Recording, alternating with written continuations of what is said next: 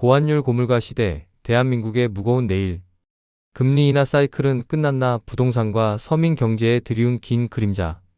화창한 오후, 서울의 오래된 상가 골목. 점심시간이 막 지나간 식당 한 곳에 불이 일찍 꺼집니다. 30년 넘게 가게를 지켜온 주인은 지친 표정으로 의자를 하나씩 올려놓습니다. 손님을 더 받으면 받을수록 적자가 납니다. 그는 덤덤하게 말합니다. 한때 북적이던 가게에는 이제 2명만 남았습니다. 서빙을 돕는 사람은 놀랍게도 90세를 넘긴 노모. 아침부터 밤까지 주방과 계산대를 오가는 노모이. 손등에는 굵은 핏줄이 도드라집니다. 저녁 장사는 접었습니다. 전기요금, 가스비, 재료값 다 올랐는데 손님이 줄었어요. 조용히 정리를 하던 그는 떨리는 목소리로 말합니다. 내년이면 문 닫습니다. 이제 일용직이라도 구해야죠. 주식? 투자요? 그런 건 생각할 겨를도 없습니다. 그냥 하루 먹고 사는 것만 해도 벅찹니다. 그의 말은 한국 경제의 현 상태를 단 한 줄로 압축합니다. 취업 시험을 준비 중인 30대 청년. 그는 동생 집에 얹혀 살며 아르바이트로 간신히 생활비를 해결합니다. 반도체 슈퍼사이클이 시작됐다. 코스피 4000 시대가 열린다. 다들 그렇게 말하지만 제겐 남 얘기 같아요. 먹고 사는 게 더 급합니다. 투자라는 말을 들으면 부담스럽고 무서워요. 그의 눈빛에서 절망이 비칩니다. 누군가는 투자로 자산을 불리고 있지만 누군가는 오늘 밥값조차 고민합니다. 한 직장인은 점심값을 아끼려고 일주일에 3번 컵밥으로 끼니를 때웁니다. 뉴스에서 돈이 넘친다. 자산시장이 폭발한다 이러는데 저 같은 사람은 참여할 방법이 없습니다. 그냥 남 얘기예요. 시중에 풀린 돈이 사상 최대에 달했을 때 주식, 부동산, 금, 해외 자산 모든 시장이 동시에 상승했습니다. 그러나 자산이 없는 사람들은 그 상승의 열차에 올라탈 수 없었습니다. 자산이 많았던 사람들은 더 부자가 됐고 경제학자들은 이를 K자형 양극화고 부릅니다. 위로 가는 사람은 계속 위로, 아래로 떨어지는 사람은 끝없이 아래로. 이 격차는 단순한 숫자로만 존재하지 않습니다. 심리적 양극화는 더욱더 심해져 간다. 환율이 치솟고 물가가 불안한 상황에서 금리를 올려야 하지만 경기가 나빠진 서민들을 위해선 금리를 내려야 합니다. 금리를 내리면 원화 가치가 떨어지고 환율이 급등합니다. 또 부동산과 자산 시장이 다시 폭발할 수 있습니다. 반대로 금리를 올리면 소비가 얼어붙고 실물 경기가 무너집니다. 한국 경제는 올 수도 없는 길, 갈 수도 없는 길, 멈출 수도 없는 길. 그 무서운 삼거리 앞에 서 있습니다. 한국은행의 선택. 최근 한국은행 금융통화위원회는 기준금리를 연 2.5%로 동결했습니다. 올해만 4번째 동결입니다. 성장률 전망치는 소폭 상향 조정되었지만 환율이 1,500원 선을 위협하는 상황에서 금리 인하는 선택하기 어려운 카드가 됐습니다. 금리 인하 사이클은 사실상 종료됐다. 시장은 이렇게 받아들이기 시작했습니다. 대한민국이 해외에서 벌어들인 돈은 늘어가고 경상수지는 흑자입니다. 그러나 환율은 이상하리만큼 계속 오르고 있습니다. 그 배경에는 국민연금과 대규모 해외 투자 증가가 있습니다. 개인 투자자들이 해외 주식과 ETF에 쏟아붓는 돈은 사상 최대입니다. 누군가는 말합니다. 한국인들의 돈이 해외로 빠져나가고 있다. 정부는 결국 국민연금과 외환당국이 협의체를 구성해 해외 투자 비중을 조절하는 방안을 검토하기 시작했습니다. 부동산 시장은 복잡한 방향으로 움직이고 있습니다. 규제의 영향으로 수도권 집값 상승세가 꺾이는 듯 보이지만 금리가 동결되며 또 다른 반등의 불씨가 켜졌다는 분석도 있습니다. 이제 금리가 내려갈 가능성은 낮고 부동산 시장은 다시 불안해지고 있습니다. 라면 2,000원, 달걀 8,000원 한국 서민 밥상에 찾아온 위기. 요즘 마트에서 장을 보다가 계산대 앞에서 깜짝 놀란 경험 누구나 한 번쯤 있으실 겁니다. 아니, 언제 이렇게 비싸졌지? 그 말이 절로 나오는 이유가 있습니다. 국민 식재료 가격이 눈에 띄게 상승하면서 서민들이 식탁 물가 부담이 한계치에 다다랐기 때문입니다. 최근 통계 분석에 따르면 한국의 식료품 가격은 전 세계적으로도 높은 수준에 속하며 OECD 평균을 크게 웃도는 결과가 공개되었습니다. 특히 한국 가계의 체감 물가는 글로벌 경제 위기 이후 회복되지 못하고 오히려 악화되는 흐름을 보이고 있다는 지적이 이어집니다. 기본 식재료 가격 끝없이 오르는 현실. 대표적인 서민 물가 지표인 삼겹살 가격은 1년 사이 8% 이상 상승했습니다. 지금 마트에서 삼겹살 600g을 구매하면 2만 원이 훌쩍 넘고 채끝 등심 같은 쇠고기 부위는 200g 기준 2만 8천 원 이상을 기록합니다. 달걀 한 판 역시 8천 원에 근접하며 장바구니에 넣기 부담스러운 품목이 되어가고 있습니다. 직접 고기, 달걀, 라면 같은 기본 품목만 담아 계산한 결과 총액은 6만 원에 가까운 수준이었습니다. 고기 몇 팩만 사도 15만 원이라는 소비자들의 하소연이 더 이상 과장이 아니라는 현실이 확인된 순간입니다. 그리고 이제는 국민 간식이자 서민의 대표적인 한 끼였던 라면 가격까지 급등했습니다. 일부 프리미엄 컵라면 가격은 개당 2,000원을 넘어섰습니다. 과거 700원에서 900원 수준이었던 시절을 생각하면 라면은 이미 저렴한 대체식이 아니라 가격 상승의 상징이 되어가고 있습니다. 국제 비교에서도 드러난 한국의 높은 식탁 물가.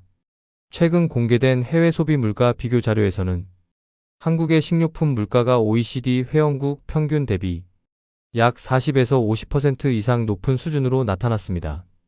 이는 미국, 일본보다 높은 수치이며 집에서 요리해 먹는 것이 오히려 외식보다 비싼 선택이 되어가고 있다는 분석도 나오고 있습니다. 또한 글로벌 생활비 비교 플랫폼 통계에 따르면 한국의 1인당 하루 적정 식비 수준이 2만 원대 중반 이상으로 추정되며 이는 스위스 다음으로 높은 것으로 조사되었습니다. 즉 집밥조차 상당한 비용 부담이 되는 현실이 된 것입니다. 왜 이렇게 비싸졌나? 전문가들은 물가 상승의 원인을 다음과 같이 분석합니다. 첫째, 글로벌 공급망 불안과 원자재 가격 상승. 곡물 사료 비료 원유 가격 인상은 육류와 가공식품 가격에 직접적인 영향을 미치고 있습니다. 둘째, 수입 의존도가 높은 식품 구조. 한국 농업의 자급률은 주요 선진국 대비 낮은 수준이며 특히 사료와 가공 원재료의 해외 의존율이 높아 대외 변수에 취약합니다. 셋째, 복잡한 유통구조. 생산자 중간 도매 물류 유통 판매에 이르는 단계가 길고 각 과정마다 비용이 더해지면서 소비자가 체감하는 가격은 실제 생산 비용보다 큰 폭으로 상승합니다. 넷째, 고금리 시대. 물류비와 운영비가 전반적으로 상승하면서 식품 제조사들도 가격 인상을 피할 수 없다는 입장입니다. 외식과 집밥 달라진 소비 패턴. 최근 설문조사에서는 차라리 사 먹는 게 싸다는 응답이 크게 증가했습니다. 식당에서 판매하는 한 끼 가격이 1만 원을 넘어선 지 오래지만 집에서 요리해도 재료비가 그보다 더 들 수 있기 때문입니다. 이를 두고 전문가들은 외식과 내식의 경계가 무너지는 현상이라고 진단합니다. 식료품 가격이 더 상승하면 집밥이 사치가 되는 시대가 올 수 있다는 우려도 등장했습니다.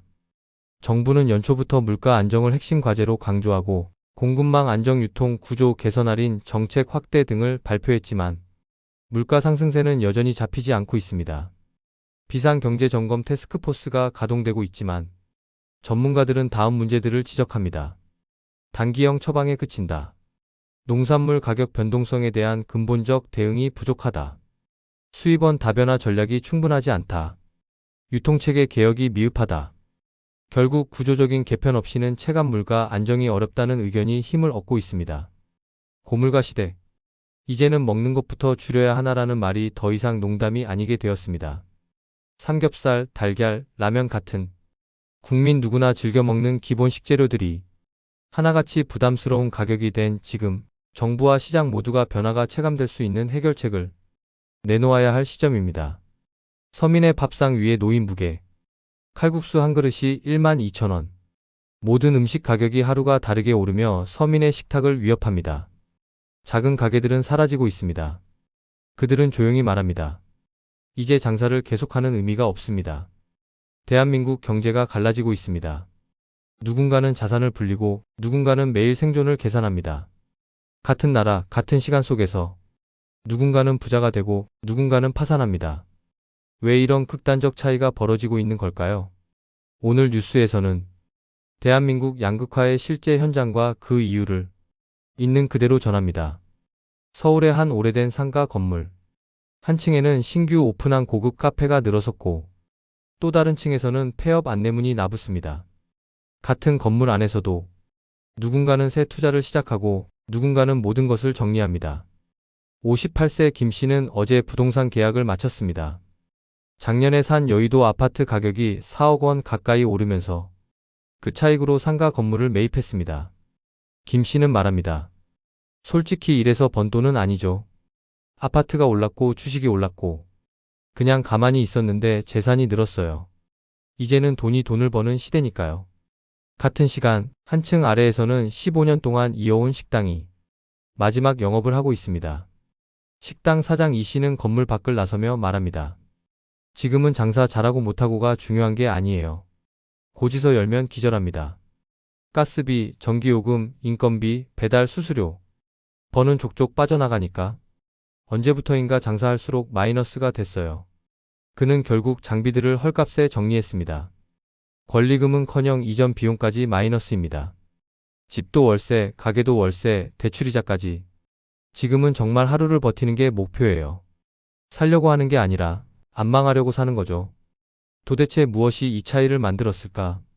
전문가들은 이 현상을 자산 격차가 아니라 기회 격차라고 말합니다. 한 경제연구원은 말합니다. 이제 부와 빈곤은 노력의 결과가 아니라 시작선에서 결정됩니다. 투자할 돈이 있는 사람은 더 부자가 되고 투자할 돈이 없는 사람은 경제 성장과 자산 상승의 과실을 단 한 톨도 가져갈 수 없습니다. 자산 가격이 오르는 시대, 현금을 가진 사람은 계속 기회를 잡습니다. 하지만 현금 없이 월급만 받는 사람은 올라가는 물가에 그대로 짓눌립니다. 오늘 한국 경제는 K자형 양극화로 설명됩니다. 상위 자산층은 증시 상승 부동산 반등한 차익 금값 폭등으로 막대한 수익을 얻고 있습니다. 반면 서민층은 대출이자 물가 주거 비교육비에 갇혀 저축은커녕 빚을 갚기도 어렵습니다. 국가 통계에 따르면 상위 20% 가구의 평균 자산은 하위 20%보다 무려 49배 이상 많습니다. 이는 사상 최대 격차입니다. 한 경제학자는 말합니다. 지금의 대한민국은 두 개의 경제가 존재하고 있습니다. 같은 나라에서 두 개의 전혀 다른 인생이 살고 있습니다. 한 청년은 말합니다. 주식, 부동산, 코인? 그게 다 남 이야기예요. 저는 지금 월세 내고 생활비 맞추는 게 전쟁입니다. 인터넷에서 반도체 슈퍼사이클 코스피 4000. 다 보이는데 저한테는 꿈도 아니에요. 또 다른 청년은 졸업 후 3년째 취업 준비를 하고 있습니다. 알바를 늘리면 공부할 시간이 없고 공부에 집중하면 돈이 없어져요. 뉴스에서 청년이 미래다라고 하는 거 보면 웃음만 나요. 저희는 미래가 아니라 지금이 무너지는 중이에요. 중산층은 빠르게 무너지고 있습니다. 20년 전 대한민국의 상징이었던 안정된 삶, 내 집, 저축, 휴가, 자녀 교육, 이 모든 것들이 더 이상 보편적 꿈이 아닙니다. 한 직장인은 말합니다. 월급이 오른다고요? 웃기는 소리예요. 물가가 월급보다 더 빨리 오르는데 체감은 계속 마이너스죠.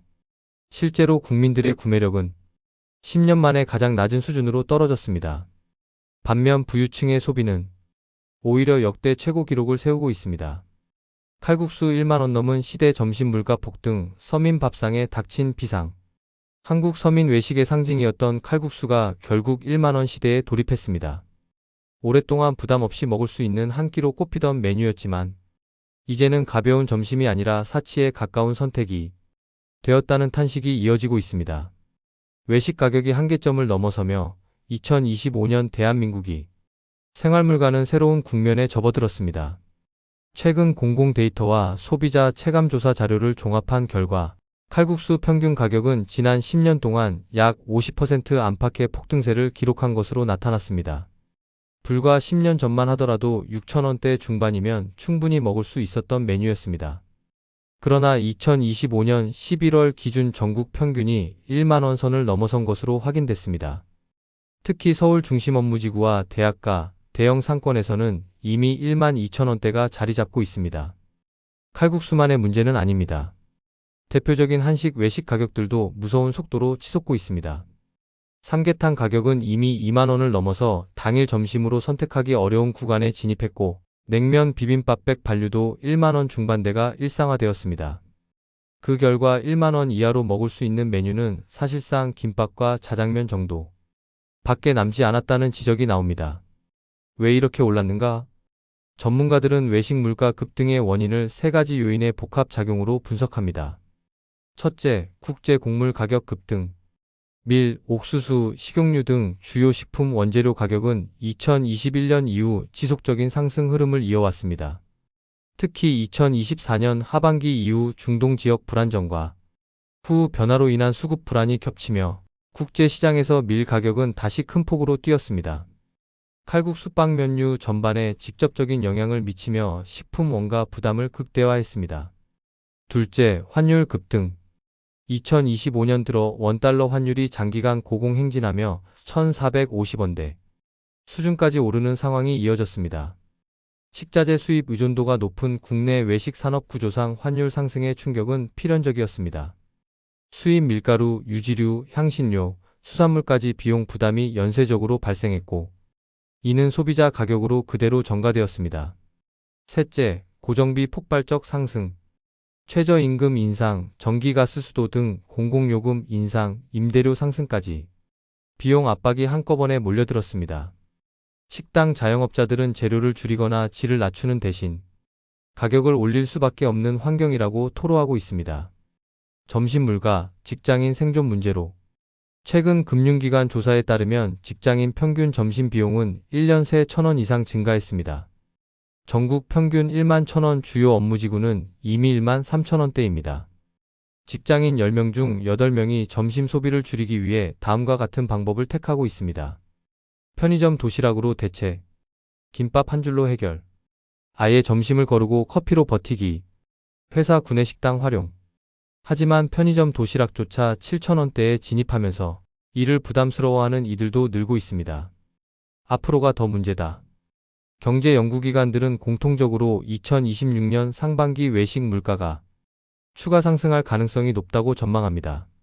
환율 영향은 최소 3개월의 시차를 두고 소비자 가격에 반영되기 때문에 현재의 고환율이 내년 초 본격적으로 체감되는 충격을 불러올 것으로 보입니다.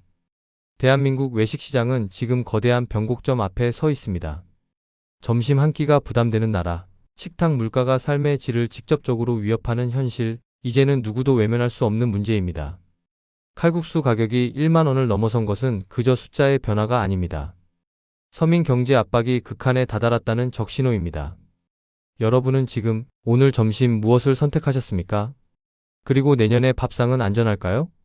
명품 판매액은 최고치, 고급 호텔 예약률은 연일 매진, 수입차 출고 대기 기간은 길어지고 고급 아파트 경쟁률은 수백 대 1입니다. 돈이 있는 사람은 경제 위기조차 기회로 바꿉니다. 하지만 돈이 없는 사람은 위기에 가장 먼저 무너집니다. 왜 이런 일이 벌어졌을까? 금리와 환율의 충격입니다. 환율 상승은 수입 물가를 폭등시키고 물가 상승은 서민의 삶을 압박합니다. 산업 구조의 변화입니다. 반도체 AI 첨단 산업이 수출을 끌어올리지만 전통 제조업자 영업 서비스 노동자는 일자리와 수익이 급격히 줄어들고 있습니다. 정책의 양면성입니다. 경기를 살리기 위해 금리를 낮추면 부동산과 주식이 폭등하고 결국 부자들이 더 큰 이익을 가져갑니다. 문제는 이 격차가 단순한 돈의 문제가 아니라 희망의 붕괴라는 점입니다. 산업 구조의 변화입니다. 반도체 AI 첨단 산업이 수출을 끌어올리지만 전통 제조업자 영업 서비스 노동자는 일자리와 수익이 급격히 줄어들고 있습니다. 가장 깊은 침체는 항상 가장 큰 변화의 순간이었다고. 과거 외환위기, 글로벌 금융위기 이후 새로운 산업과 기회가 등장했습니다. 전문가들은 앞으로의 승자는 자본이 많은 사람이 아니라 변화를 가장 빨리 준비한 사람이 될 것이라고 말합니다. 경제 체력이 강해지면 소득이 늘고 격차가 줄어든다. 하지만 그 말은 너무도 오래전부터 반복해 들려왔습니다. 지금의 현실을 살아가는 사람들에게 미래의 희망은 당장의 생존을 대신해 줄 수 없습니다. 우리는 지금 어디로 가고 있는가? 고물가, 고환율, 양극화, 금리 동결, 자산 불안. 누구도 뚜렷한 해답을 내놓지 못하고 있습니다. 이 시대의 가장 큰 비극은 경제가 어려운 것이 아니라 희망을 잃어가고 있다는 것. 한 젊은이는 말했습니다. 왜 이렇게 사는 게 무서울까요? 지금 대한민국은 누구도 모르는 미래 앞에서 조용히 떨고 있습니다. 지금 이 순간에도 누군가는 문을 닫고, 누군가는 사랑하는 가족에게 미안함을 삼키고, 누군가는 불안한 잠을 청하고 있습니다. 지금 이 순간 부자가 웃고 서민이 무너지고 있는 이유를 정확히 직시하기 위함입니다. 그리고 또한 지금 현실이 얼마나 가혹하든 이 위기가 끝나지 않을 것이라고 단정하지 말아야 한다는 메시지를 전하기 위함입니다. 우리는 모두 알고 있습니다. 언젠가 다시 올라갈 수 있다는 것을. 어두운 시기에 필요한 것은 거창한 낙관이 아니라 버티는 힘입니다. 경제 역사는 분명히 말합니다. 가장 깊은 침체는 항상 가장 큰 변화의 순간이었다고. 과거 외환위기, 글로벌 금융위기 이후 새로운 산업과 기회가 등장했습니다. 전문가들은 앞으로의 승자는 자본이 많은 사람이 아니라 변화를 가장 빨리 준비한 사람이 될 것이라고 말합니다. 경제 체력이 강해지면 소득이 늘고 격차가 줄어든다. 하지만 그 말은 너무도 오래전부터 반복해 들려왔습니다. 지금의 현실을 살아가는 사람들에게 미래의 희망은 당장의 생존을 대신해 줄 수 없습니다. 우리는 지금 어디로 가고 있는가? 고물가, 고환율, 양극화, 금리 동결, 자산 불안. 누구도 뚜렷한 해답을 내놓지 못하고 있습니다. 문제는 단순히 물가가 올랐다는 사실이 아닙니다. 더 무서운 것은 언제 끝날지 모른다는 불안감입니다. 월급은 거의 그대로입니다. 노력한다고 절약한다고 해결되지 않습니다. 더 열심히 일해도 남는 게 없습니다. 저축은커녕 한 달을 버티는 것조차 어려워졌습니다. 가정의 가장들은 묵묵히 숨을 삼키고 부모들은 아이들에게 아무렇지 않은 척하고 혼자 사는 사람들은 그저 버티는 것만으로도 하루를 다 써버립니다. 사람들은 말합니다. 이 정도면 도대체 언제까지 버텨야 하는 걸까? 이 시대의 가장 큰 비극은 경제가 어려운 것이 아니라 희망을 잃어가고 있다는 것. 한 젊은이는 말했습니다. 왜 이렇게 사는 게 무서울까요? 지금 이 순간에도 누군가는 문을 닫고 누군가는 사랑하는 가족에게 미안함을 삼키고 누군가는 불안한 잠을 청하고 있습니다. 오늘 뉴스는 단순히 경제 수치를 말하기 위한 것이 아닙니다. 지금 이 순간 부자가 웃고 서민이 무너지고 있는 이유를 정확히 직시하기 위함입니다. 그리고 또한 지금 현실이 얼마나 가혹하든 이 위기가 끝나지 않을 것이라고 단정하지 말아야 한다는 메시지를 전하기 위함입니다. 구독, 좋아요 감사합니다. 다음 영상 기대하세요.